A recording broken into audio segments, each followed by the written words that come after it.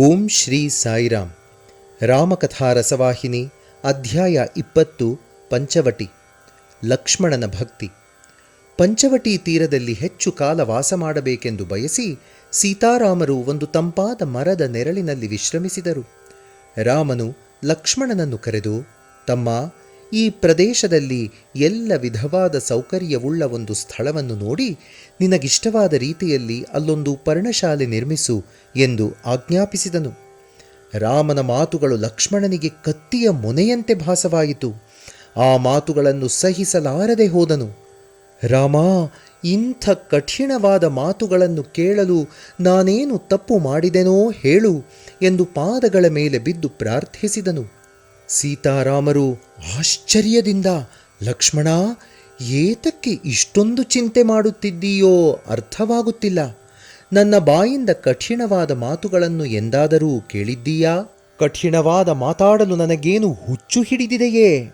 ಪ್ರಾಣ ಸಮಾನವಾಗಿ ನೋಡಿಕೊಳ್ಳುತ್ತಾ ನನ್ನ ಆಶಯಗಳನ್ನು ಶಿರಸಾ ವಹಿಸಿ ನಡೆಸುತ್ತಿರುವ ನಿನ್ನ ಬಗ್ಗೆ ನಾನು ಕಠಿಣವಾದ ಮಾತುಗಳನ್ನಾಡುವುದರಲ್ಲಿ ಅರ್ಥವಿಲ್ಲ. ನಾನೇನೆಂದೆ? ನಿನಗಿಷ್ಟವಾದ ಸ್ಥಳವೊಂದನ್ನು ಆರಿಸಿ ಪರ್ಣಶಾಲೆ ನಿರ್ಮಿಸು ಎಂದಿಷ್ಟೇ ಹೇಳಿದೆನಲ್ಲವೇ ಎಂದನು. ಲಕ್ಷ್ಮಣನು, ರಾಮ ರಾಮ, ನಾನೀ ಮಾತುಗಳನ್ನು ಕೇಳಲಾರೆ ಎಂದು ಕಿವಿಗಳನ್ನು ಮುಚ್ಚಿಕೊಂಡಿದ್ದನ್ನು ರಾಮನು ಆಶ್ಚರ್ಯದಿಂದ ನೋಡುತ್ತಿರಲು ಲಕ್ಷ್ಮಣನು ಕೈಗಳನ್ನು ಕಟ್ಟಿಕೊಂಡು, ಸ್ವಾಮಿ, ನನ್ನ ಸರ್ವಸ್ವವೂ ಸೀತಾರಾಮರೇ ಎಂದು ತಿಳಿದಿದ್ದೇನೆ. ಬೇರೆ ಯಾರೂ ನನ್ನವರಿಲ್ಲ. ರಾಮಾಜ್ಞೆಯೇ ನನ್ನ ಇಷ್ಟವೆಂದು ತಿಳಿದು ಏನನ್ನೂ ಲೆಕ್ಕಿಸದೆ ರಾಮಾಜ್ಞೆಯನ್ನು ನಡೆಸಿಕೊಂಡು ಬರುತ್ತಿರುವ ದಾಸನಾಗಿ ನಾನಿರುವಾಗ ನನ್ನಿಷ್ಟವೆನ್ನುವುದೊಂದಿದೆ ಎನ್ನುವಂತೆ ನೀವು ಮಾತನಾಡಿದರೆ ನಾನು ಕೇಳಿ ಸಹಿಸುವುದಾದರೂ ಹೇಗೆ? ನನ್ನಿಷ್ಟವೆನ್ನುವುದೊಂದು ಪ್ರತ್ಯೇಕವಾಗಿದ್ದರೆ ನಾನು ರಾಮ ಸೇವೆಗೆ ಅರ್ಹನಾಗುವೆನೇ? ಇಲ್ಲ, ಅನರ್ಹನು. ರಾಮ ಸೇವೆಗೆ ಅನರ್ಹನೆಂದಾದ ಮೇಲೆ ನಾನಿನ್ನು ಲೋಕಕ್ಕೇ ಅನರ್ಹನು. ಸೀತೆಯು ವಿಷಯವನ್ನು ಅರ್ಥ ಮಾಡಿಕೊಂಡು, ಸೋದರ, ನಿನ್ನ ಹೃದಯ ಬಹು ಪವಿತ್ರವಾದುದು. ಏನೋ ಲೋಕ ಸಾಮಾನ್ಯವಾದ ರೀತಿಯಲ್ಲಿ ನಿನ್ನ ಅಣ್ಣ ಹಾಗೆ ಹೇಳಿದ್ದಾರೆ ಅಷ್ಟೇ. ನಿನ್ನ ಹೃದಯವನ್ನು ನಿಮ್ಮ ಅಣ್ಣ ತಿಳಿಯದೇ ಇಲ್ಲ. ಇಷ್ಟಕ್ಕೇ ನೀನಿಷ್ಟು ದುಃಖಿಸಬಾರದು, ಏಳು ಎಂದು ಸಮಾಧಾನಪಡಿಸಿದಳು. ರಾಮನು ನಗುತ್ತಾ, ತಮ್ಮ, ನಿನ್ನ ಸೂಕ್ಷ್ಮತೆಯನ್ನು ಕಂಡು ನನಗೆ ತುಂಬ ಆನಂದವಾಯಿತು. ನಿನ್ನ ಭಾವನೆಗಳು ಬಹು ಪರಿಶುದ್ಧ, ಪವಿತ್ರ. ಇನ್ನು ಇಂಥ ಮಾತುಗಳನ್ನಾಡಿ ನಿನ್ನನ್ನು ನೋಯಿಸುವುದಿಲ್ಲ. ಲೋಕಸಾಮಾನ್ಯವಾದ ರೀತಿಯಲ್ಲಿ ನಾನು ಆಡಿದ ಮಾತುಗಳೇ ವಿನಾ ಅವು ಬೇರೆ ಅಲ್ಲ. ಬಾ, ಹೋಗಿ ನೋಡೋಣ ಎಂದನು. ತಮ್ಮನನ್ನು ಜೊತೆಯಲ್ಲಿಟ್ಟುಕೊಂಡು ಕೆಲವು ಸ್ಥಳಗಳನ್ನು ನೋಡಿ ಕೊನೆಗೊಂದು ಸ್ಥಳವನ್ನು ತೋರಿಸಿ, ಇಲ್ಲಿ ಪರ್ಣಶಾಲೆ ನಿರ್ಮಿಸು ಎಂದು ಹೇಳಿದೊಡನೆ ಲಕ್ಷ್ಮಣನು, ನಾನು ಧನ್ಯ. ಇಂಥ ಆಜ್ಞೆಯನ್ನು ನೆರವೇರಿಸುವುದೇ ನನ್ನ ಕರ್ತವ್ಯ. ಹಾಗಲ್ಲದೆ ನಾನೇ ನನ್ನ ಇಷ್ಟ ಎನ್ನುವುದೊಂದನ್ನು ಸೃಷ್ಟಿಸಿಕೊಳ್ಳುವ ಅಧಿಕಾರ ನನಗಿಲ್ಲ. ನಾನು ನಿನ್ನವನು, ನಿನ್ನ ದಾಸನು ಎಂದು ಅಣ್ಣನಿಗೆ ನಮಸ್ಕರಿಸಿ ಪರ್ಣಶಾಲೆಗೆ ಬೇಕಾದ ಸೊಪ್ಪನ್ನು ಕಡಿಯಲು ಪ್ರಾರಂಭಿಸಿದನು. ಲಕ್ಷ್ಮಣನು ಬಹು ಸೂಕ್ಷ್ಮ ಬುದ್ಧಿಯವನೆಂದು ತಿಳಿದು ಸೀತಾರಾಮರು ಅವನ ಭಕ್ತಿ ಶ್ರದ್ಧೆಗೆ ಬಹಳವಾಗಿ ಆನಂದಿಸಿದರು. ಲಕ್ಷ್ಮಣನಂಥ ತಮ್ಮನು ತಮ್ಮೊಂದಿಗಿರುವುದರಿಂದಲೇ ವನವಾಸವು ತಮಗೆ ಹಾಯಾಗಿದೆಯೆಂದೂ, ಯಾವ ಅನನುಕೂಲವೂ ಇಲ್ಲದೆ ಅಯೋಧ್ಯೆಗಿಂತ ಸುಖವಾಗಿದೆಯೆಂದೂ ಸೀತೆಯು ಪದೇ ಪದೇ ರಾಮನಿಗೆ ಹೇಳುತ್ತಿದ್ದಳು. ಕುಟೀರ. ಅತಿ ಸುಂದರವಾಗಿ ಮನೋಹರವಾಗಿ ನಿರ್ಮಿಸಲ್ಪಟ್ಟಿದ್ದ ಕುಟೀರಗಳನ್ನು ಸೀತಾರಾಮರು ನೋಡಿ ಬಹಳ ಆನಂದಿಸಿದರು. ಸೀತಾದೇವಿಯು ಪರಮಾಶ್ಚರ್ಯದಿಂದ ನೋಡುತ್ತಾ ಮೈದುನನ ಶಕ್ತಿಯುಕ್ತಿಗಳನ್ನು ಕೊಂಡಾಡಿದಳು. ಅವರು ಬಹಳ ಸುಖವಾಗಿ ಅದರಲ್ಲಿ ಕಾಲವನ್ನು ಕಳೆಯುತ್ತಾ ಬಂದರು. ರಾಮಚಂದ್ರನು ಪಂಚವಟಿ ತೀರದಲ್ಲಿ ಪರ್ಣಶಾಲೆ ನಿರ್ಮಿಸಿಕೊಂಡು ವಾಸ ಮಾಡುತ್ತಿದ್ದಾನೆಂದು ಕೇಳಿ ದಿನವೂ ಅನೇಕ ಮಂದಿ ಮುನಿಗಳು, ಋಷಿಗಳು ಅವರ ಶಿಷ್ಯ ಕೋಟಿಯೊಂದಿಗೆ ಬಂದು ಕೆಲವರು ಶಾಸ್ತ್ರ ಧರ್ಮಗಳ ಮರ್ಮಗಳನ್ನು ತಿಳಿಯ ಬಯಸಿ ರಾಮಚಂದ್ರನಿಗೆ ಅನೇಕ ಬಗೆಯ ಪ್ರಶ್ನೆಗಳನ್ನು ಕೇಳುತ್ತಿದ್ದರು. ಇನ್ನು ಕೆಲವರು ತಾವು ಮಾಡುತ್ತಿರುವ ತಪಸ್ಸು ಸಕ್ರಮವಾಗಿದೆಯೇ, ಇಲ್ಲದಿದ್ದರೆ ಅದರ ದೋಷಗಳೇನು ಹೇಳಬೇಕೆಂದು ಕೇಳುತ್ತಿದ್ದರು. ರಾಮನು ಸರ್ವಧರ್ಮ ಪ್ರವೀಣನಾದ್ದರಿಂದ, ಸರ್ವಶಾಸ್ತ್ರಗಳನ್ನು ತಿಳಿದವನಾದ್ದರಿಂದ ಅವನನ್ನು ಈ ರೀತಿ ಉಪಯೋಗಿಸಿಕೊಂಡು ಋಷಿಗಳೂ ಮುನಿಗಳೂ ಪರಮಾನಂದ ಪಡುತ್ತಿದ್ದರು. ಪ್ರಶ್ನೆಗಳನ್ನು ಕೇಳಲು ತುಚ್ಛ, ಕನಿಷ್ಠ, ಮಧ್ಯಮ, ಉತ್ತಮ. ಹೀಗೆ 4 ಕಾರಣಗಳಿರುತ್ತವೆ. ಒಬ್ಬನನ್ನು ಅವಹೇಳನ ಮಾಡಲು ಪ್ರಶ್ನೆ ಹಾಕುವುದು ತುಚ್ಛ. ವಾಕ್ಚಾತುರ್ಯ ಪ್ರದರ್ಶಿಸಲು ಪ್ರಶ್ನೆ ಹಾಕುವುದು ಕನಿಷ್ಠ. ಬುದ್ಧಿ ಚಾತುರ್ಯ ತೋರಿಸಲು ಪ್ರಶ್ನೆ ಹಾಕುವುದು ಮಧ್ಯಮ. ಸಂದೇಹಗಳನ್ನು ನಿವಾರಿಸಿಕೊಳ್ಳಲು ಪ್ರಶ್ನೆ ಹಾಕುವುದು ಉತ್ತಮ.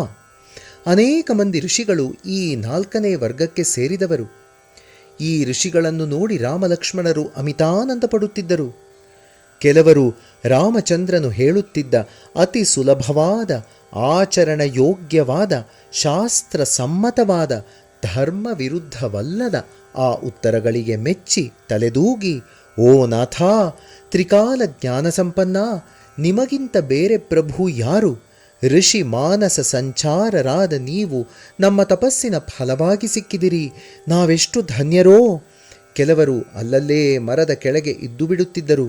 ಕಂದಮೂಲಾದಿಗಳನ್ನು ತಿಂದು ತಮ್ಮ ತಮ್ಮ ಆಶ್ರಮಗಳನ್ನೂ ಮರೆತು ಆಗಾಗ ರಾಮಚಂದ್ರನು ಹೊರಗೆ ಸಂಚರಿಸುತ್ತಿರುವಾಗ ಮರಗಳ ಸಂದಿನಿಂದ ದರ್ಶನ ಮಾಡುತ್ತಾ ಆನಂದವಾಗಿ ಕಾಲ ಕಳೆಯುತ್ತಿದ್ದರು. ಈ ವಿಧವಾಗಿ ರಾಮನು ಮುನಿಗಳ ಚಿತ್ತಗಳನ್ನು ಅಪಹರಿಸಿ ಅವರನ್ನು ಉನ್ಮತ್ತರನ್ನಾಗಿಸಿ ಎಲ್ಲ ಸಾಧನೆಗಳನ್ನೂ ಬಿಟ್ಟು ರಾಮಚಿಂತನೆಯೇ ನಿಜವಾದ ತಪಸ್ಸೆಂದು ಭಾವಿಸುವಂತೆ ಮಾಡಿ ರಾತ್ರಿ ಹಗಲು ಧರ್ಮ ಬೋಧನೆ ಮಾಡುತ್ತಾ ಆಗಾಗ ಲಕ್ಷ್ಮಣನೊಂದಿಗೆ, ತಮ್ಮ, ನನ್ನ ಕೆಲಸ ಇದೆ. ಇಂಥ ಪವಿತ್ರ ಕಾರ್ಯಕ್ಕಾಗಿಯೇ ನಾನು ಬಂದಿರುವಾಗ ಅಯೋಧ್ಯೆಯಲ್ಲಿ ಕುಳಿತರೆ ಲೋಕಾಭಿರಾಮಾಯಣ ಮುಂದುವರಿಯುವುದು ಹೇಗೆ? ನನ್ನ ಸಂಕಲ್ಪ ಕಾರ್ಯವು ಇದೇ. ನನ್ನ ಆಗಮನದ ಗುರಿ ಇದೇ. ಸಾಧು ಸಂರಕ್ಷಣೆ, ಲೋಕ ಕಂಟಕರನ್ನು ನಾಶ ಮಾಡಿ ಧರ್ಮಾಚರಣೆಯನ್ನು ಅಭಿವೃದ್ಧಿಗೊಳಿಸುವುದು ಇವೀಗ ಪ್ರಾರಂಭವಾಗಿವೆ ಎಂದು ತನ್ನ ಸಂಕಲ್ಪಗಳನ್ನೂ ಅವತಾರೋದ್ದೇಶಗಳನ್ನೂ ತಿಳಿಸುತ್ತಿದ್ದನು. ಉಪದೇಶ. ಒಂದೊಂದು ವೇಳೆ ಲೋಕ ಕಲ್ಯಾಣ ನಿಮಿತ್ತವಾಗಿ ಲಕ್ಷ್ಮಣನನ್ನು ನಿಮಿತ್ತವಾಗಿಟ್ಟುಕೊಂಡು ನೀತಿಗಳನ್ನು ಬೋಧಿಸುತ್ತಿದ್ದನು. ಲಕ್ಷ್ಮಣ, ದೇಹದ ಮೇಲೆ ಅಭಿಮಾನ, ಪದಾರ್ಥಗಳ ಮೇಲೆ ಆಸಕ್ತಿ, ನೀನು ನಾನು ಎನ್ನುವ ಮಮಕಾರ, ಏಷಣತ್ರಯ ಮೊದಲಾದವುಗಳು ಮಾಯಾಕಲ್ಪಿತವಾದವುಗಳು. ಮಾಯೆಯ ಸ್ವರೂಪವು ಅತಿ ಗೋಪ್ಯ, ವಿಚಿತ್ರ, ಅದ್ಭುತ. ಮಾಯೆಯು ಚರಾಚರ ಪ್ರಪಂಚವನ್ನು, ಜಂತುಜಾಲವನ್ನು ತನ್ನ ವಶ ಮಾಡಿಕೊಂಡಿದೆ. 10 ಇಂದ್ರಿಯಗಳೂ ತಮ್ಮ ತಮ್ಮ ಅಧಿಷ್ಠಾನ ಸ್ಥಾನಗಳನ್ನನುಸರಿಸಿ ಅಧಿಷ್ಠಾನ ದೇವತೆಗಳಿಂದ ಭೋಗವನ್ನು ಅನುಭವಿಸುತ್ತವೆ. ಒಂದೊಂದು ವಿಷಯ ಭೋಗವೂ ಮಾಯಾಕಲ್ಪಿತವಾದುದು. ಈ ಮಾಯೆಗೆ 2 ಭೇದಗಳುಂಟು, ಅವಿದ್ಯಾಮಾಯೆ ಮತ್ತು ವಿದ್ಯಾಮಾಯೆ. ಇವುಗಳಲ್ಲಿ 2 ಭೇದಗಳುಂಟು. ಅವಿದ್ಯಾಮಾಯೆ ಮಹಾದುಷ್ಟೆ. ಅವಳು ಮೂಲತಃ ಬಹು ದುಃಖಕಾರಿಣಿ. ಅವಳಿಗೆ ವಶವಾದ ಜೀವಿಗಳು ಸಂಸಾರ ಕೂಪದಲ್ಲಿ ಮುಳುಗಿದವರು. ವಿದ್ಯಾರೂಪಿಯಾದ ಮಾಯೆ ಪ್ರಭುವಿನ ಪ್ರೇರಣೆಯಿಂದಾಗಿ ಅನೇಕ ಬ್ರಹ್ಮಾಂಡಗಳನ್ನು ರಚಿಸಿದಳು. ಆ ಮಾಯೆಗೆ ಸ್ವತಂತ್ರ ಶಕ್ತಿ ಇಲ್ಲ. ಪರಮೇಶ್ವರನ ಸನ್ನಿಧಿಯಲ್ಲಿ ಇದ್ದುದರಿಂದಾಗಿ ಆ ಮಾಯೆ ತ್ರಿಗುಣಾತ್ಮಕವಾದ ಪ್ರಪಂಚವನ್ನು ಸೃಷ್ಟಿಸಿದಳು.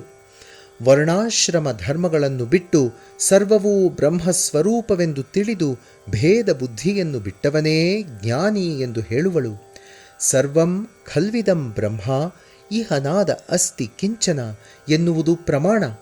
ಈ ಜಗತ್ತು ಬ್ರಹ್ಮಸ್ವರೂಪವೆಂದೂ ನಾನಾ ವಿಧ ಪದಾರ್ಥಗಳೆಲ್ಲವೂ ಒಂದೇ ಎಂದೂ ತಿಳಿದವನೇ ಜ್ಞಾನಿ.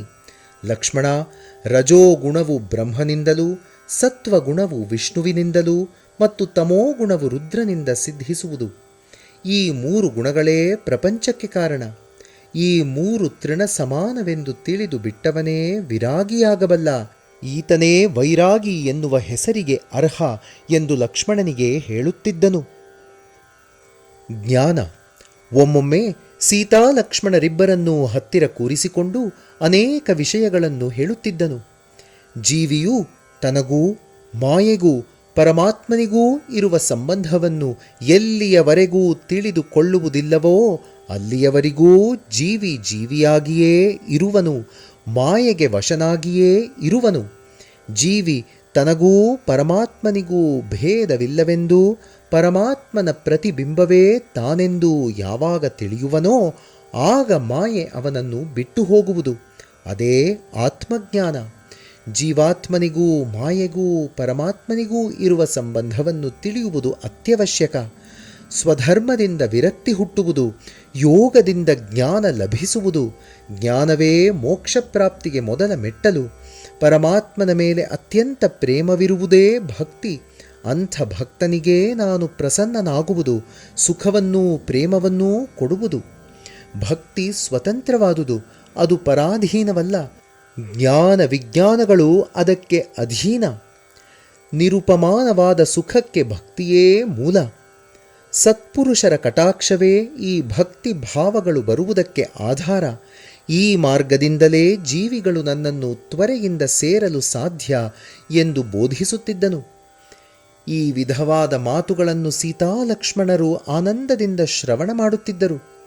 ಅವರೆಲ್ಲರೂ ತಾವೆಲ್ಲಿರುವೆನ್ನುವುದನ್ನೇ ಮರೆತು ಅಂತರ್ಮುಖಿಗಳಾಗುತ್ತಿದ್ದರು.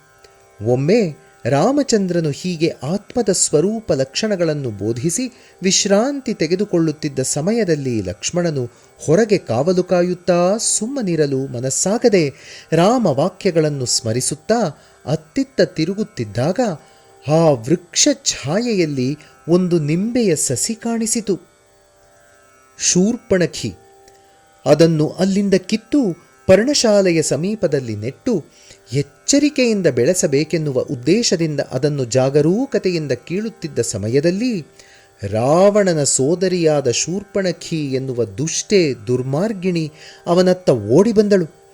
ಲಕ್ಷ್ಮಣನ ಸುಂದರ ಕಾಯವನ್ನು ವರ್ಚಸ್ಸನ್ನು ನೋಡಿ ಅವನನ್ನು ಮೋಹಿಸಿದಳು. ಬಾಯಲ್ಲಿ ಮಾತು ಹೊರಡದಾಯಿತು. ತನ್ನ ವಿಕಾರ ಸ್ವರೂಪವನ್ನು ಬಿಟ್ಟು ಸುಂದರ ದೇಹವನ್ನು ಧರಿಸಿ ಕಾಮಚೇಷ್ಟೆಗಳನ್ನು ಪ್ರದರ್ಶಿಸಿದಳು.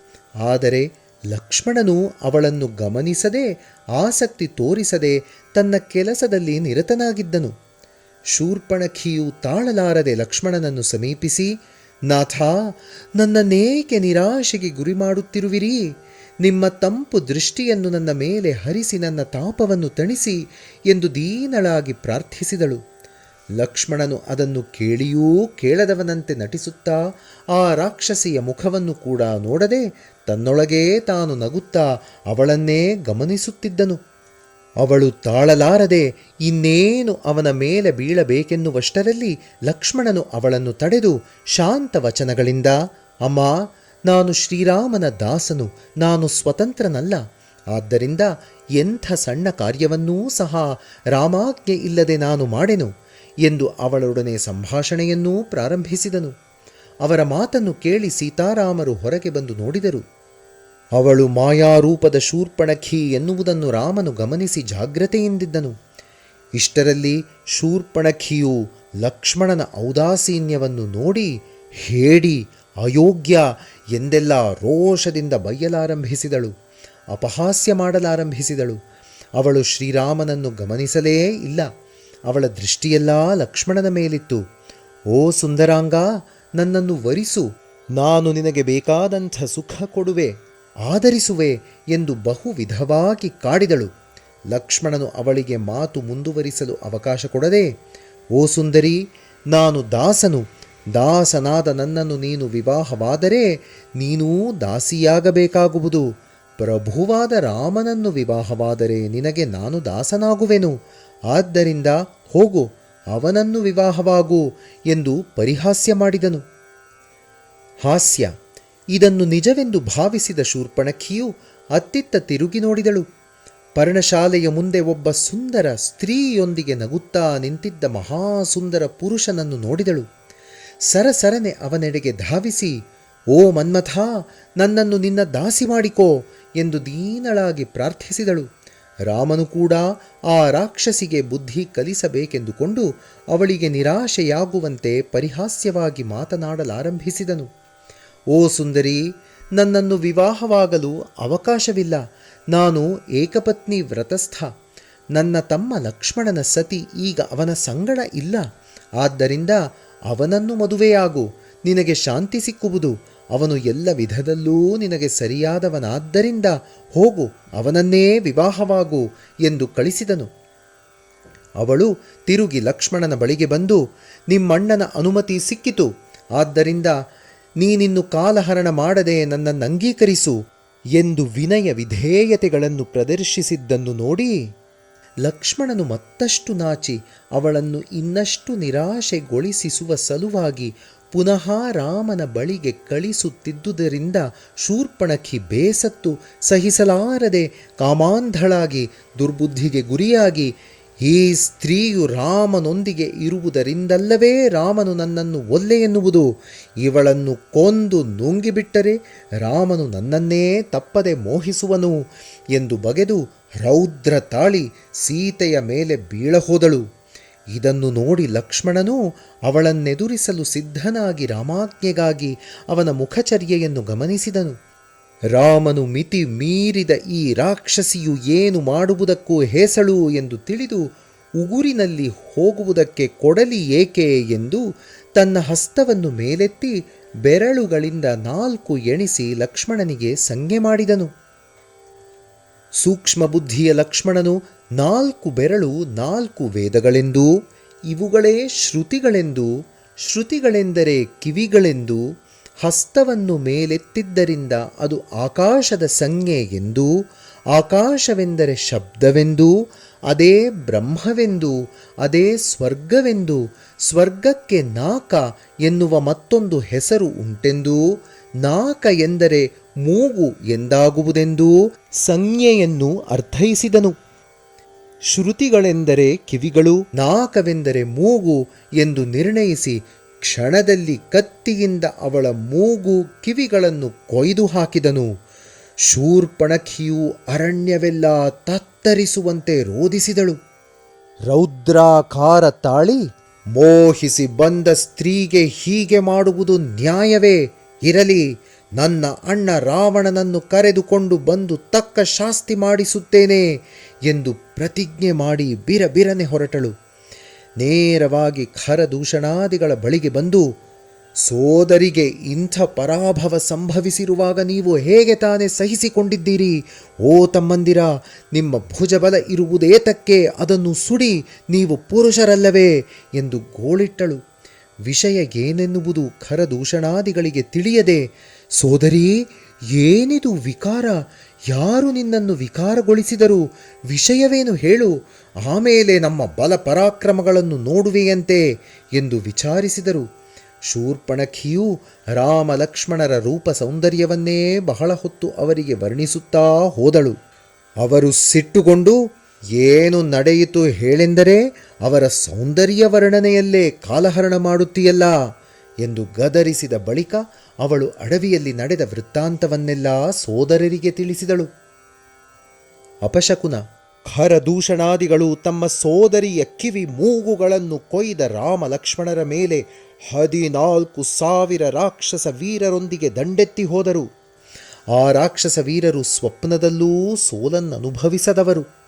ರೆಕ್ಕೆಗಳಿರುವ ಪರ್ವತಗಳೋ ಎನ್ನುವಂತೆ ಅವರೆಲ್ಲರೂ ಭೂಮಿ ತತ್ತರಿಸುವಂತೆ ಗುಂಪು ಗುಂಪಾಗಿ ಓಡುತ್ತಾ ಹೊರಟರು. ನಾನಾ ವಿಧದ ಆಯುಧಗಳನ್ನು ಧರಿಸಿ ಮೂಗು ಕಿವಿಗಳಿಲ್ಲದ ಆ ವಿಧವೆಯನ್ನು ಮುಂದಿಟ್ಟುಕೊಂಡು ಆ ವೀರರೆಲ್ಲರೂ ಅವಳನ್ನು ಅನುಸರಿಸಿ ಹೋಗುತ್ತಿದ್ದರು. ರಕ್ತ ಸುರಿಯುತ್ತಿದ್ದ ಅಂಗಹೀನ ವಿಧವೆಯು ಮುಂದೆ ಹೋಗುವುದು ಅಪಶಕುನ, ಅಶುಭವೆನ್ನುವುದು ಅವರಿಗೆ ತಿಳಿಯದು. ರಾಕ್ಷಸರು ತಮ್ಮ ಭೌತಿಕ ಬಲವನ್ನು, ದುಷ್ಟ ರಾಕ್ಷಸ ಶಕ್ತಿಯನ್ನು ಮಾತ್ರವೇ ಲಕ್ಷ್ಯದಲ್ಲಿಟ್ಟುಕೊಳ್ಳುವರಲ್ಲದೆ ಶುಭಾಶುಭಗಳನ್ನು ಅವರು ಯೋಚಿಸರು. ಇದು ರಾಕ್ಷಸರ ಲಕ್ಷಣ. ಆದ್ದರಿಂದಲೇ ಅವರಿಗೆ ಅಮಿತ ಬಲಶಕ್ತಿಗಳಿದ್ದೂ ದೈವವನ್ನು, ಧರ್ಮವನ್ನು ಜಯಿಸಲಾರರು. ಧರ್ಮ ಬಲಕ್ಕಿಂತ ಮಿಗಿಲಾದ ದಾನವ ಬಲವಾಗಲಿ, ದೈವ ಬಲಕ್ಕಿಂತ ಮಿಗಿಲಾದ ಶಕ್ತಿಯಾಗಲಿ ಲೋಕದಲ್ಲಿ ಬೇರೊಂದಿಲ್ಲ. ಆದರೆ ದೈವವನ್ನು, ಧರ್ಮವನ್ನು ಅವರು ಚಿಂತಿಸದೆ ಕೇವಲ ಅವರವರ ಭುಜ ಬಲವನ್ನು ವರ್ಣಿಸಿಕೊಳ್ಳುತ್ತಾ, ಹೊಗಳಿಕೊಳ್ಳುತ್ತಾ, ರಣಭೇರಿ ಬಾರಿಸುತ್ತಾ, ಕೇಕೆ ಹಾಕುತ್ತಾ, ಸಿಂಹಗಳಂತೆ ಆನೆಗಳಂತೆ ಗರ್ಜಿಸುತ್ತಾ ಹೋಗುತ್ತಿದ್ದರು. ಗುಬ್ಬಿಯು ಹದ್ದಿನೊಡನೆ ಹೋರಾಡಲು ಹೊರಟಂತಿತ್ತು ಅವರ ಉತ್ಸಾಹ. ಸೋದರರು. ದೂರದಿಂದ ಶೂರ್ಪಣಖಿಯು ರಾಮನ ಪರ್ಣಶಾಲೆಯನ್ನು ತನ್ನ ಸೋದರನಿಗೆ ತೋರಿಸುತ್ತಾ ಸೈನ್ಯಕ್ಕೆ ಉತ್ಸಾಹವಾಗುವಂತೆ ಆ ಇಬ್ಬರು ಅಣ್ಣ ತಮ್ಮಂದಿರನ್ನು ಕೊಲ್ಲಿ, ಹಿಡಿಯಿರಿ, ಸದೆ ಬಡಿಯಿರಿ ಎಂದು ಕೂಗುತ್ತಿದ್ದಳು. ಖರದೂಷಣಾದಿಗಳು, ಓ ದುರ್ಮಾರ್ಗನೇ, ದೌರ್ಭಾಗ್ಯನೇ, ನಮ್ಮ ಸೋದರಿಯನ್ನು ಪರಾಭವಗೊಳಿಸಿದೆಯಾ? ಇನ್ನು ನಿನ್ನ ಪ್ರಾಣವನ್ನು ರಕ್ಷಿಸಿಕೋ ಎಂದು ಗರ್ಜಿಸುತ್ತಾ ಪರ್ಣಶಾಲೆಯನ್ನು ಸೇರಿದರು. ಆಕಾಶವೆಲ್ಲವೂ ಧೂಳಿನಿಂದ ಆವರಿಸಿತು. ಇದನ್ನು ಮೊದಲೇ ನಿರೀಕ್ಷಿಸುತ್ತಿದ್ದ ರಾಮನು ಲಕ್ಷ್ಮಣನನ್ನು ಕರೆದು, ಸೀತೆಯನ್ನು ಗುಹೆಯಲ್ಲಿಟ್ಟುಕೊಂಡು ಕಾಪಾಡುತ್ತಿರು, ನನಗೆ ಅಣುಮಾತ್ರವೂ ಅಪಾಯವಿಲ್ಲ, ಭಯವಿಲ್ಲ ಎಂದು ಹೇಳಿದನು. ಹೀಗೆ ಹೇಳಿದೊಡನೆ ಲಕ್ಷ್ಮಣನು ರಾಮನ ಶಕ್ತಿಯನ್ನು ತಿಳಿದವನಾದ್ದರಿಂದ ಆತಂಕಗೊಳ್ಳದೆ ಧನುರ್ಬಾಣಗಳನ್ನು ಧರಿಸಿ ಸೀತೆಯೊಂದಿಗೆ ಗುಹೆಯನ್ನು ಪ್ರವೇಶಿಸಿದನು. ರಾಮನು ಕೋದಂಡಧಾರಿಯಾಗಿ ಕಿರುನಗೆಯನ್ನು ಸೂಸುತ್ತಾ ಪರ್ಣಶಾಲೆಯ ಮುಂದೆ ನಿಂತಿದ್ದನು. ತನ್ನ ಜಟೆಯ ಮೇಲೆ ಎರಡೂ ಕೈಗಳನ್ನು ನಿಧಾನವಾಗಿ ಎಳೆಯುತ್ತಿದ್ದಾಗ ಅವುಗಳಿಂದ ಕೋಟ್ಯಾನುಕೋಟಿ ಮಿಂಚಿನಂಥ ಕಿರಣಗಳು ಹೊರಟು ರಾಕ್ಷಸರ ಕಣ್ಣುಗಳು ಕೋರೈಸುವಂತೆ ಮಾಡಿದವು. ರಾಕ್ಷಸರು ಆ ತೇಜಸ್ಸನ್ನು ಕಣ್ಣುಗಳಿಂದ ನೋಡಲಾರದೆ ಹೋದರು. ರಾಮನ ಹಸ್ತಗಳು ಸರ್ಪಗಳ ವಿಶಾಲವಾದ ಹೆಡೆಗಳಂತೆ ಕಂಡವು. ಮದಗಜಗಳನ್ನು ನೋಡಿ ಸಿಂಹವು ಕೋರೆ ದಾಡಿಯನ್ನು ಸವರಿಕೊಳ್ಳುವಂತೆ ಆ ರಾಕ್ಷಸತ್ವವನ್ನು ನಾಶ ಮಾಡಲು ಸಂಸಿದ್ಧನಾಗಿ ನಿಂತಿದ್ದನು. ಇವನೇ ಸೋದರಿಯ ಮೂಗು ಕಿವಿಗಳನ್ನು ಕೊಯ್ದವನು, ಹಿಡಿಯಿರಿ, ಹೊಡೆಯಿರಿ ಎಂದು ರಾಕ್ಷಸರು ಅರಚುತ್ತಿದ್ದರೆ ವಿನಾ ಒಬ್ಬರಾದರೂ ಹತ್ತಿರ ಬರಲಿಲ್ಲ. ಎಷ್ಟು ಪ್ರಯತ್ನ ಮಾಡಿದರೂ ಅವರಲ್ಲಿ ಒಬ್ಬನಾದರೂ ರಾಮನ ಬಳಿ ಬರುವ ಧೈರ್ಯ ಮಾಡಲಿಲ್ಲ. ಸುಂದರ ರೂಪಿ ರಾಕ್ಷಸರ ಆರ್ಭಟಕ್ಕೆ ದಂಡಕಾರಣ್ಯದ ಕ್ರೂರ ಮೃಗಗಳು ಕಂಗಾಲಾಗಿ ಓಡುತ್ತಾ ಪ್ರಾಣ ರಕ್ಷಣೆಗಾಗಿ ಸಿಕ್ಕ ಗುಹೆಗಳಲ್ಲಿ ಹೊಕ್ಕಿಕೊಳ್ಳುತ್ತಿದ್ದವು. ಕೆಲವು ಮೃಗಗಳು ಸೀತಾಲಕ್ಷ್ಮಣರಿದ್ದ ಗುಹೆಯನ್ನೂ ಹೊಕ್ಕವು. ಅವರು ಅವುಗಳನ್ನು ಹೊರಗಟ್ಟದೆ ಅವುಗಳಿಗೂ ಜಾಗ ಕೊಟ್ಟು ರಕ್ಷಿಸಿದರು. ರಾಮನನ್ನು ಸುತ್ತುವರಿದ ರಾಕ್ಷಸರು ರಾಮನ ಸುಂದರ ವಿಗ್ರಹವನ್ನು, ಆ ತೇಜಸ್ಸನ್ನು ನೋಡುತ್ತಾ ವರ್ಣಿಸುತ್ತಾ ಮೋಹಿಸುತ್ತಾ ಸ್ತಂಭಿಸಿ ಹೋದರೆ ವಿನಾ ಒಬ್ಬರಾದರೂ ಆಯುಧವನ್ನು ಎತ್ತಲಿಲ್ಲ, ಕ್ರೌರ್ಯವನ್ನು ತೋರಿಸಲಿಲ್ಲ. ಶೂರ್ಪಣಖಿಯು, ಸೋದರ, ಇಂಥ ಅಗಾಧವಾದ ಸೌಂದರ್ಯ ಸ್ವರೂಪವನ್ನು ನಾನಿಲ್ಲಿಯವರೆಗೆ ಎಲ್ಲಿಯೂ ನೋಡಲಿಲ್ಲ. ಇವನನ್ನು ಸಂಹರಿಸದೆ ಹಿಡಿದು ನನಗೊಪ್ಪಿಸು ಎಂದು ಪ್ರಾರ್ಥಿಸಿದಳು. ಅದನ್ನು ಕೇಳಿ ಖರದೂಷಣಾದಿಗಳೂ ಕೂಡ, ಸೋದರಿ, ಇಂಥ ಅಪ್ರತಿಮ ರೂಪ ಲಾವಣ್ಯವುಳ್ಳ ವ್ಯಕ್ತಿಯನ್ನು ನಾವು ಕೂಡ ಇದುವರೆಗೆ ನೋಡಿಲ್ಲ. ಅವನನ್ನು ಸಮೀಪಿಸಿದಂತೆ ನಮಗೂ ಅವನ ಮೇಲೆ ಮೋಹವಾವರಿಸುತ್ತಿದೆ. ದ್ವೇಷ ಕ್ರೋಧಗಳೇ ಉಂಟಾಗುತ್ತಿಲ್ಲ. ಅವನನ್ನು ನೋಡುತ್ತಿದ್ದರೆ ಹೃದಯದಲ್ಲಿ ಸಂತೋಷ ಉಕ್ಕಿ ಬರುತ್ತಿದೆ. ಆನಂದವೆಂದರೆ ಬಹುಶಃ ಇದೇ ಇರಬೇಕು ಎಂದು ವರ್ಣಿಸಲಾರಂಭಿಸಿದರು. ನಂತರ ಖರನು ತಾನೇ ರಾಮನೊಡನೆ ಮಾತನಾಡಲು ಇಷ್ಟಪಡದೆ ಒಬ್ಬ ದೂತನನ್ನು ಕರೆದು, ಅವನು ಯಾರು, ಅವನ ಹೆಸರೇನು, ಎಲ್ಲಿಂದ ಬಂದು ಈ ಅರಣ್ಯ ಪ್ರವೇಶಿಸಿದ್ದಾನೆ, ಈ ವೃತ್ತಾಂತವನ್ನೆಲ್ಲ ವಿವರವಾಗಿ ತಿಳಿದುಕೊಂಡು ಬಾ ಎಂದು ಕಳಿಸಿದನು. ಸಂಮೋಹನಾಸ್ತ್ರ. ಆ ದೂತನು ಬಂದು ರಾಮನನ್ನು ವಿಚಾರಿಸಲು ರಾಮನು ಮುಗುಳ್ನಗುತ್ತಾ, ಎಲವೋ, ನಾನು ನಿಮ್ಮಂಥ ಮೃಗಗಳನ್ನು ಸಂಹರಿಸಲು ಈ ಅರಣ್ಯಕ್ಕೆ ಬಂದವನು. ಕಾಲನಿಗೂ ಕೂಡ ಅಂಜೆನು. ನಿಮ್ಮಲ್ಲಿ ಬಲವಿದ್ದರೆ ನನ್ನ ಮೇಲೆ ಯುದ್ಧಕ್ಕೆ ಸಿದ್ಧರಾಗಿ, ಇಲ್ಲದೆ ಹೋದರೆ ನಿಮ್ಮ ಮನೆಗಳಿಗೆ ಕ್ಷೇಮವಾಗಿ ಹೋಗಿ ಸೇರಿಕೊಳ್ಳಿ. ಯುದ್ಧವೊಲ್ಲದವರನ್ನು ನಾನು ಸಂಹರಿಸುವುದಿಲ್ಲ ಎಂದು ಹೇಳಿದನು. ದೂತನು ಹೋಗಿ ಖರದೂಷಣಾದಿಗಳಿಗೆ ಅದೇ ಮಾತನ್ನು ತಿಳಿಸಿದನು. ಶೂರ್ಪಣಖಿಯ ಸೋದರರು ಕೆರಳಿ ಪರಶು, ಶೂಲ, ತ್ರಿಶೂಲ, ಕೃಪಾಣಗಳನ್ನು, ಶಸ್ತ್ರಾಸ್ತ್ರಗಳನ್ನು ಧರಿಸಿ ಯುದ್ಧಕ್ಕೆ ಸಿದ್ಧರಾದರು. ಅವರ ಆರ್ಭಟವು ಭೂಂತರಾಳಗಳನ್ನು ತುಂಬಿತು. ರಾಮನ ಮೇಲೆ ಶಸ್ತ್ರಾಸ್ತ್ರಗಳ ಮಳೆಗೆರೆದರು. ರಾಮನು ಅವೆಲ್ಲವನ್ನೂ ಒಂದೇ ಬಾಣದಿಂದ ಖಂಡಿಸುತ್ತಾ ಬಂದನು. ಅವನು ಬಿಡುತ್ತಿದ್ದ ಒಂದೊಂದು ಬಾಣವು ಸರ್ಪದಂತೆ ಸಿಡಿಲಿನಂತೆ ರಾಕ್ಷಸರ ಮೇಲೆ ಬೀಳುತ್ತಿರಲು, ಅಮ್ಮ, ಅಪ್ಪ, ಅಯ್ಯೋ ಎಂದು ಅರಚುತ್ತಾ ವೀರಾಧಿ ವೀರರು ಹಿಂದೆ ಸರಿದರು. ಇದನ್ನು ನೋಡಿ ಖರ, ದೂಷಣ, ತ್ರಿಶಿರ ಈ ಮೂವರು ಅಣ್ಣತಮ್ಮಂದಿರೂ, ರಾಕ್ಷಸರೇ, ಯುದ್ಧದಿಂದ ನೀವು ಓಡಬಾರದು, ಹಾಗೆ ಓಡುವವರನ್ನು ನಾವೇ ಹಿಡಿದುಕೊಳ್ಳುತ್ತೇವೆ ಎಂದು ಬೆದರಿಕೆ ಹಾಕಿದರು. ಆದ್ದರಿಂದ ಹಿಮ್ಮೆಟ್ಟುತ್ತಿದ್ದ ರಾಕ್ಷಸರು ರಾಮನ ಕೈಯಿಂದಲೇ ಸಾಯುವುದೊಳ್ಳೆಯದೆಂದು ನಿಶ್ಚಯಿಸಿ ರಾಮ ಬಾಣಕ್ಕೆ ಗುರಿಯಾಗುವುದಕ್ಕಾಗಿ ಉತ್ಸಾಹದಿಂದ ಮುಂದೆ ನುಗ್ಗಿದರು. ರಾಮನನ್ನು ಮೋಹಿಸಿ ಅವನನ್ನೇ ನೋಡುತ್ತಾ ಆನಂದಿಸಿದರು. ಇಷ್ಟರಲ್ಲಿ ರಾಮನು ಸಂಮೋಹನಾಸ್ತ್ರವನ್ನು ಅವರ ಮೇಲೆ ಪ್ರಯೋಗಿಸಿದನು. ಅದರಿಂದಾಗಿ ಅವರಲ್ಲೇ ಒಬ್ಬರು ಇನ್ನೊಬ್ಬರಿಗೆ ರಾಮನಾಗಿ ಕಾಣಿಸಿದರು. ಇಗೋ ರಾಮ ಅಗೋ ರಾಮ ಎಂದು ತಮ್ಮ ತಮ್ಮಲ್ಲೇ ಒಬ್ಬರನ್ನೊಬ್ಬರು ಕೊಲ್ಲುತ್ತಾ ಬಂದರು. ಆ ಪ್ರದೇಶವೆಲ್ಲ ತುಂಡು ತುಂಡಾದ ದೇಹಗಳಿಂದ ತುಂಬಿ ಹೋಯಿತು. ಅರಣ್ಯದಲ್ಲೆಲ್ಲ ರಕ್ತ ಪ್ರವಾಹ ಹರಿಯಿತು. ಕಾಗೆ ಹದ್ದುಗಳು ಸಹಸ್ರ ಸೇರಿದವು. ರಾಕ್ಷಸರು 14,000, ರಾಮನು ಒಬ್ಬನೇ. ಪ್ರತಿಯೊಬ್ಬ ರಾಕ್ಷಸನೂ ರಾಮ ರಾಮ ರಾಮ ಎಂದು ಅರಚುತ್ತಾ ಕೆಳಗುರುಳುತ್ತಿದ್ದನು. ಋಷಿಗಳ ಆನಂದ. ಹೀಗೆ ರಾಮನು ಖರದೂಷಣಾದಿ 14,000 ರಾಕ್ಷಸರನ್ನು ಕ್ಷಣ ಮಾತ್ರದಲ್ಲಿ ಸಂಹರಿಸಿದನು. ಈ ಘೋರ ದೃಶ್ಯವನ್ನು ಕಣ್ಣಾರೆ ನೋಡಿದ ಋಷಿಗಳೂ ಮುನಿಗಳೂ ರಾಮಶಕ್ತಿಯನ್ನು ಗುರುತಿಸಿ ಖಂಡಿತವಾಗಿಯೂ ರಾವಣನನ್ನು ಕೂಡ ಕ್ಷಣದಲ್ಲಿ ಸಂಹರಿಸುವನೆಂದು ತಮ್ಮ ತಮ್ಮೊಳಗೆ ಆನಂದಿಸಿದರು. ರಾಕ್ಷಸ ಸಂಹಾರ ಮಾಡಿ ಲೋಕ ಕಲ್ಯಾಣ ಮಾಡುವ ಪರಮೇಶ್ವರನೇ ರಾಮನೆಂದು ನಿಶ್ಚಯಿಸಿದರು. ಈ ಘೋರ ಸಂಗ್ರಾಮ ಶಾಂತವಾದೊಡನೆಯೇ ಸೀತಾಲಕ್ಷ್ಮಣರು ಬಂದು ರಾಮನಿಗೆ ನಮಸ್ಕಾರ ಮಾಡಿದರು. ರಾಮನು ಲಕ್ಷ್ಮಣನನ್ನು ಆಲಂಗಿಸಿಕೊಂಡು ತಾನು 2 ಗಂಟೆ ಕಾಲ ರಾಕ್ಷಸರೊಂದಿಗೆ ಹೋರಾಡಿದ ವಿವರಗಳನ್ನು ನಸು ನಗುತ್ತಾ ಅವನಿಗೆ ಹೇಳಿದನು. ಸೀತೆಯು ಪರಮಾನಂದ ಭರಿತಳಾದಳು. ರಾಮನ ದೇಹಕ್ಕೇನಾದರೂ ಗಾಯವಾಗಿದೆಯೇ ಎಂದು ಪ್ರತಿ ಅಂಗವನ್ನೂ ಪರೀಕ್ಷಿಸಿದಳು. 2ನೇ ದಿನ ಅನೇಕ ಮಂದಿ ತಾಪಸಿಗಳು ಈ ಮಂಗಳ ವಾರ್ತೆಯನ್ನು ಕೇಳಿ ಪಂಚವಟಿ ತೀರಕ್ಕೆ ಶಿಷ್ಯ ವೃಂದದೊಂದಿಗೆ ಗುಂಪು ಗುಂಪಾಗಿ ಬಂದು ರಾಮಚಂದ್ರನನ್ನು ಕೊಂಡಾಡಿದರು. ಅವರಲ್ಲಿ ಸ್ವಲ್ಪ ಜಾಗ್ರತೆ ವಹಿಸಬೇಕಾಗುವುದು. ರಾಕ್ಷಸರು ನೀತಿ ನಿಜಾಯತಿಗೆ ಅತಿ ವಿರುದ್ಧವಾದವರು. ತಮ್ಮ ಪಾಪವನ್ನು ಯೋಚಿಸರು. ಪರರಿಗೆ ಅಪಕಾರ ಮಾಡುವುದೇ ಅವರ ನಿತ್ಯವ್ರತ. ತಮ್ಮ ಸ್ವಾರ್ಥವನ್ನು ಸಾಧಿಸಿಕೊಳ್ಳುವುದೇ ಅವರ ಪರಮೋದ್ದೇಶ. ಅವರಿಗೆ ರಾವಣನೆನ್ನುವ ಮತ್ತೊಬ್ಬ ಶಕ್ತಿವಂತ ಅಣ್ಣನಿದ್ದಾನೆ. ಅವನಲ್ಲಿ ಲಕ್ಷಗಟ್ಟಲೆ ಸೈನ್ಯವಿದೆ. ಈ ಹಠಮಾರಿ ಸೋದರಿ ಶೂರ್ಪಣಖಿಯು ಹೋಗಿ ಅವನಿಗೆ ತಿಳಿಸದೇ ಇರುವುದಿಲ್ಲ. ಅವನು ಬಂದೇ ಬರುವನು ಎಂದು ಹೇಳಿ ಮುನ್ನೆಚ್ಚರಿಕೆ ವಹಿಸುವಂತೆ ತಿಳಿಸಿದರು. ರಾಮನು ಹೌದು ಹೌದು, ನನಗೆ ತಿಳಿಯದೇ ಇಲ್ಲ. ನಾನು ಬಂದಿರುವುದೇ ಅದಕ್ಕಾಗಿ, ಆ ಶುಭ ಸಮಯಕ್ಕಾಗಿಯೇ ನಾನು ಕಾಯುತ್ತಿದ್ದೇನೆ ಎಂದು ಹೇಳಿ ಏನೂ ತಿಳಿಯದವನಂತೆ ನಟಿಸುತ್ತಾ, ಲಕ್ಷ್ಮಣ ಕೇಳಿದೆಯಲ್ಲವೇ ಎಂದು ಲಕ್ಷ್ಮಣನನ್ನು ಸೂಚ್ಯವಾಗಿ ನೋಡಿದನು. ಬರಲಿರುವ ಅಪಾಯಕ್ಕೆ ತಾನು ಸಿದ್ಧನಾಗಿರುವುದಾಗಿಯೂ ಅದಕ್ಕೆ ಅವರು ಯೋಚಿಸಬೇಕಾಗಿಲ್ಲವೆಂದೂ ಮುನಿಗಳಿಗೆ ಭರವಸೆಯಿತ್ತು. ಆನಂದ ವಚನಗಳಿಂದ ಅವರಿಗೆ ಉತ್ಸಾಹವಿತ್ತು ಕಳಿಸಿದನು. ಸೋದರಿಯ ವಿಲಾಪ. ಇತ್ತ ಮುನಿಗಳು ಮತ್ತು ರಾಮನು ನಿರೀಕ್ಷಿಸಿದಂತೆಯೇ ಶೂರ್ಪಣಖಿಯು ಗೋಳಿಡುತ್ತಾ ವೀರಾಧಿವೀರ ರಾವಣನ ಬಳಿಗೆ ಬಂದಳು. ಅವಳ ಗೋಳನ್ನು ಕೇಳಿ ಲಂಕೆಯ ರಾಕ್ಷಸರೆಲ್ಲರೂ ಆಶ್ಚರ್ಯದಿಂದ ಲಂಕೆಗೇನು ಪ್ರಮಾದ ಬಂದಿತೋ ಎಂದು ತಮ್ಮ ತಮ್ಮಲ್ಲೇ ಗುಂಪು ಗುಂಪಾಗಿ ಬೀದಿಗಳಲ್ಲಿ ಮಾತಾಡಿಕೊಂಡರು. ಶೂರ್ಪಣಖಿಯು ರಾವಣನ ಆಸ್ಥಾನವನ್ನು ಪ್ರವೇಶಿಸಿ ಮಹಾರೋಷ ಹುಟ್ಟಿಸುವ ಮಾತುಗಳನ್ನಾಡಲಾರಂಭಿಸಿದಳು. ಅವಳ ರೂಪ ವಿಕಾರವಾಗಿದೆ, ದೇಹ ರಕ್ತಮಯವಾಗಿದೆ, ಮಾತಿನಲ್ಲಿ ಆಕ್ರೋಶ ತುಂಬಿದೆ.